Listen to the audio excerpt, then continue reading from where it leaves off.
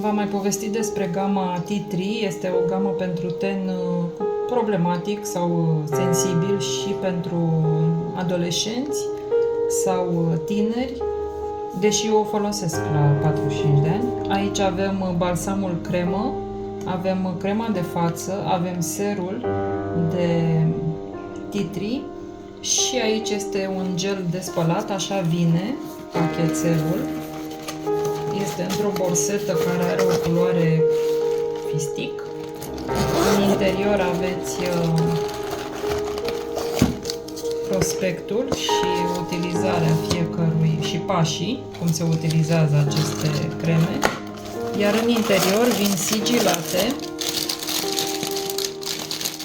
și înăuntru găsim cremele. Nu știu dacă mai am timp. Avem aici crema de față, balsamul cremă, uleiul, serul și loțiunea de curățat.